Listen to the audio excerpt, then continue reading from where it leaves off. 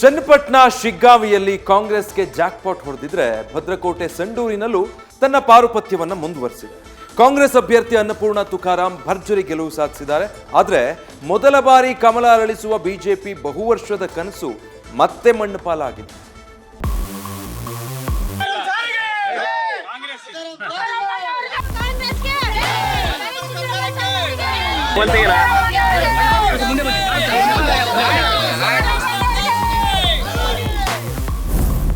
ಸಂಡೂರಿನ ಮಣ್ಣಲ್ಲಿ ಕಮಲ ಅರಳಿಸುವ ಕನಸು ಭಗ್ನ.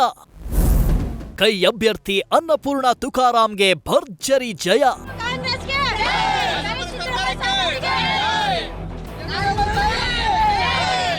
ಗಡಿನಾಡಿನ ಸಂಪದ್ಭರಿತ ಭೂಮಿ ಸಂಡೂರಿನಲ್ಲಿ ಮೊದಲ ಬಾರಿ ಕಮಲ ಅರಳಿಸುವ ಬಿಜೆಪಿ ಕನಸು ಉಪಕದನದಲ್ಲೂ ಭಗ್ನವಾಗಿದೆ. ಸಂಡೂರಿನಲ್ಲಿ ಕಾಂಗ್ರೆಸ್ನದ್ದೇ ಪಾರುಪತ್ಯ ಅನ್ನೋದು ಮತ್ತೊಮ್ಮೆ ಸಾಬೀತಾಗಿದೆ. ಪತಿಯ ರಾಜೀನಾಮೆಯಿಂದ ತೆರವಾಗಿದ್ದ ಸ್ಥಾನಕ್ಕೆ ಸ್ಪರ್ಧಿಸಿದ್ದ ಪತ್ನಿ ಅನ್ನಪೂರ್ಣ ತುಕಾರಾಂ ಭರ್ಜರಿಯಾಗಿ ಗೆಲುವಿನ ನಗೆ ಬೀರಿದ್ದಾರೆ. ಎಸ್ಟಿ ಮೀಸಲು ಕ್ಷೇತ್ರವಾದ ಸಂಡೂರಿನ ಉಪಚುನಾವಣೆ ಕಾಂಗ್ರೆಸ್ ಮತ್ತು ಬಿಜೆಪಿಯ ಪಾಲಿಗೆ ಪ್ರತಿಷ್ಠೆಯ ಪ್ರಶ್ನೆಯಾಗಿತ್ತು. ವಾಲ್ಮೀಕಿ ಹಗರಣವನ್ನೇ ಅಸ್ತ್ರ ಮಾಡಿಕೊಂಡು ಕೈ ಹಿಡಿತದಲ್ಲಿದ್ದ ಸಂಡೂರಿನಲ್ಲಿ ಕಮಲ ಅರಳಿಸುವ ಕೇಸರಿ ಪಾಳೆಯ ರಣತಂತ್ರ ರೂಪಿಸಿತ್ತು. ಖುದ್ದು ಬಿಜೆಪಿ ರಾಜ್ಯಾಧ್ಯಕ್ಷ ವಿಜಯೇಂದ್ರ ಸಂಡೂರು ಹೊಣೆ ಹೊತ್ತಿದ್ರು. ಇದರ ಜೊತೆಗೆ ಗಣಿ ಧಣಿ ಜನಾರ್ದನ ರೆಡ್ಡಿ, ಮಾಜಿ ಸಚಿವ ಬಿ ಶ್ರೀರಾಮುಲು ಕ್ಷೇತ್ರದಲ್ಲೇ ಬೀಡು ಬಿಟ್ಟು ರಣತಂತ್ರ ರೂಪಿಸಿದ್ರು. ಆದರೆ ಸಚಿವ ಸಂತೋಷ್ ಲಾಡ್ ಮತ್ತು ಕೈ ನಾಯಕರ ತಂತ್ರದ ಮುಂದೆ ಬಿಜೆಪಿ ಮಂಡಿಯೂರಿದ್ದು ಸಂಡೂರಿನಲ್ಲಿ ಕಾಂಗ್ರೆಸ್ ಪಾರುಪತ್ಯ ಮುಂದುವರೆದಿದೆ.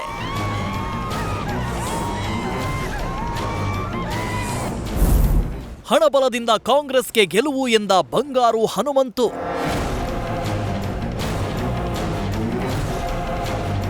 ಇನ್ನು ಸಂಡೂರು ಸೋಲಿನ ಬಗ್ಗೆ ಮಾತನಾಡಿದ ಬಿಜೆಪಿ ಪರಾಜಿತ ಅಭ್ಯರ್ಥಿ ಬಂಗಾರು ಹನುಮಂತು ಕಾಂಗ್ರೆಸ್ ಹಣಬಲದಿಂದ ಗೆದ್ದಿದೆ ಎಂದು ವ್ಯಾಖ್ಯಾನಿಸಿದ್ರು.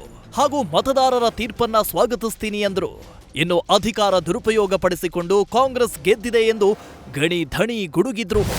ಶಿವರಾಜ್ ತಂಗಡಿಗೆ ಮತ್ತು ಜಮೀರ್ ಅಹಮದ್ ಅವರು ಬಂದು ಅಲ್ಲಿ ವಾಸ್ತವ ಹೊಡಿದ್ರು. ಹಾಗಾಗಿ ರಾತ್ರಿ ಸಿಕ್ಕಾಪಟ್ಟೆ ಸುಮಾರು ಕೋಟ್ಯಾಂತರ ರೂಪಾಯಿ ಒಂದು ದುಡ್ಡು ಖರ್ಚು ಮಾಡಿದ್ರು. ಆಣೆ ಪ್ರಮಾಣ ಮಾಡಿಸಿದ್ರು. ಒಂದೊಂದು ಮತಕ್ಕೆ 5,000 to 6,000 ರೂಪಾಯಿ ಮತ ಖರೀದಿ ಮಾಡಿದರು.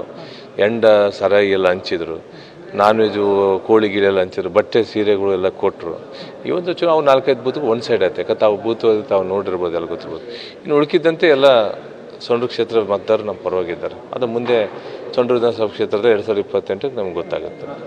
ಅಂದರೆ ಸೋಲ್ತಾ ಇದ್ದೀವಿ ಅನ್ನೋ ಭಯದಲ್ಲೇ ಬಂದು ಕೂತ್ಕೊಂಡ್ಬಿಟ್ಟು ಅವರು ಹಣ ಒಂದು ಯಾವ ರೀತಿ ಅಂತಂದರೆ ಅದನ್ನು ಮಳೆ ಸುರಿಸಿದಂಗೆ ಅಷ್ಟೊಂದು ದೊಡ್ಡ ಪ್ರಮಾಣದಲ್ಲಿ ಹಣ ಸುರಿಸಿದ್ರು. ಎಲ್ಲ ಅಧಿಕಾರಿಗಳನ್ನ ದುರುಪಯೋಗ ಮಾಡಿಕೊಂಡ್ರು.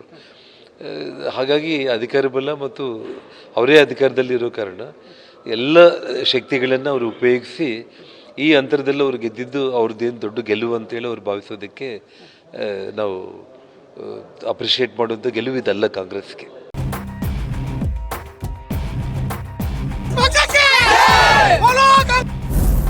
ಸಂಡೂರಿನ ಮತ ಎಣಿಕೆ ಕೇಂದ್ರ ಬಳಿ ಭಾರೀ ಹೈಡ್ರಾಮಾ. ಕೈ ಕಾರ್ಯಕರ್ತರ ಘೋಷಣೆ ತೊಡೆತಟ್ಟಿದ ಬಂಗಾರು ಹನುಮಂತು. ಸಂಡೂರಿನಲ್ಲಿ ಕಾಂಗ್ರೆಸ್ ಅಭ್ಯರ್ಥಿ ಗೆದ್ದ ಬೆನ್ನಲ್ಲೇ ಮತ ಎಣಿಕಾ ಕೇಂದ್ರದ ಬಳಿ ಭಾರೀ ಹೈಡ್ರಾಮಾ ನಡೆಯಿತು.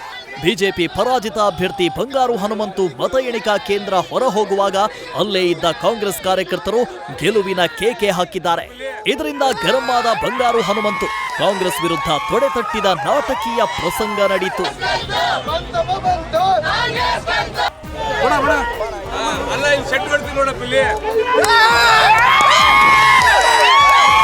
ಹಾಗಾದ್ರೆ ಕಾಂಗ್ರೆಸ್ ಅಭ್ಯರ್ಥಿ ಅನ್ನಪೂರ್ಣ ಮತ್ತು ಬಿಜೆಪಿ ಅಭ್ಯರ್ಥಿ ಬಂಗಾರು ಹನುಮಂತು ಪಡೆದ ಮತಗಳೆಷ್ಟು ಅಂತ ನೋಡೋದಾದ್ರೆ ಕಾಂಗ್ರೆಸ್ ಅಭ್ಯರ್ಥಿ ಅನ್ನಪೂರ್ಣ ತುಕಾರಾಂ 93,616 ಮತಗಳನ್ನ ಪಡೆದರೆ ಬಿಜೆಪಿ ಅಭ್ಯರ್ಥಿ ಬಂಗಾರು ಹನುಮಂತು 83,967 ಮತಗಳನ್ನ ಪಡೆದಿದ್ದಾರೆ. ಈ ಮೂಲಕ 9,649 ಮತಗಳ ಅಂತರದಿಂದ ಅನ್ನಪೂರ್ಣ ತುಕಾರಾಂ ಗೆಲುವಿನ ಜಯಭೇರಿ ಬಾರಿಸಿದ್ದಾರೆ. ಕಾಂಗ್ರೆಸ್ನ ಒಂದು ಮತಗಳಿಕೆಯಲ್ಲಿ ಹೆಚ್ಚಳವಾಗಿದೆ ಇವತ್ತು. ಇದೆಲ್ಲ ಅಂಶಗಳನ್ನ ಗಮನದಲ್ಲಿಟ್ಕೊಂಡ್ರೆ ಜನ ನಮ್ಮ ಕಾಂಗ್ರೆಸ್ ಪಕ್ಷದ ಆಡಳಿತವನ್ನು ಒಪ್ಪಿದ್ದಾರೆ ಅಂತೇಳಿ ನಾನು ಈ ಸಂದರ್ಭದಲ್ಲಿ ಹೇಳಕ್ ಬಯಸ್ತೀನಿ. ನಮ್ಮ ಮಾನ್ಯ ಕಾರ್ಮಿಕ ಸಚಿವರಾದ ಸಂತೋಷ್ ಲಾಡ್ ಅವರು ಏನು ನಮ್ಮ ಕ್ಷೇತ್ರದ ಎಲ್ಲ ಹಿರಿಯ ನಾಯಕರೊಂದಿಗೆ ಒಂದು ಉತ್ತಮ ಒಡನಾಟ ಇಟ್ಕೊಂಡಿದ್ರು, ಅದು ಕೂಡ ನಮಗೆ ಇವತ್ತು ಸಹಕಾರಿ ಆಯಿತು. ರಾಜಕೀಯ ಮಾಡ್ತಕ್ಕಂಥವ್ರು ತುಕಾರಾಮ್ ಅವರ ಹೆಸರಿನಲ್ಲಿ ಯಾವುದು ಮೈನ್ಸ್ ಇಲ್ಲ, ನನ್ನ ಹೆಸರಿನಾಗ ಯಾವುದು ಮೈನ್ಸ್ ಇಲ್ಲ. ನಾವೇನು ಪ್ರೀತಿ ವಿಶ್ವಾಸ ಜನರಿಗೆ ಏನು ಸೇವೆ ಕೊಡ್ತೀವಿ ಅಂತ ಅದನ್ನ ಗಮನಿಸಿ ಇವತ್ತು ಜನ ನಮ್ಮನ್ನ ಆರಿಸಿದ್ದಾರೆ.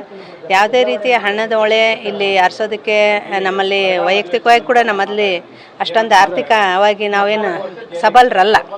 ಅವರು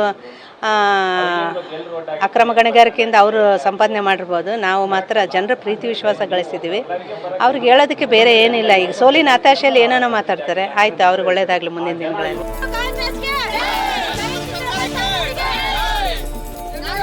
ಅದೇನೇ ಇರಲಿ, ವಾಲ್ಮೀಕಿ ಹಗರಣವನ್ನ ಅಸ್ತ್ರ ಮಾಡಿಕೊಂಡು ಸಂಡೂರು ಮೀಸಲು ಕ್ಷೇತ್ರದಲ್ಲಿ ಮೊದಲ ಬಾರಿ ಕಮಲ ಅರಳಿಸುವ ಆಸೆಯಲ್ಲಿದ್ದ ಬಿಜೆಪಿಗೆ ಭಾರೀ ನಿರಾಸೆಯಾಗಿದೆ.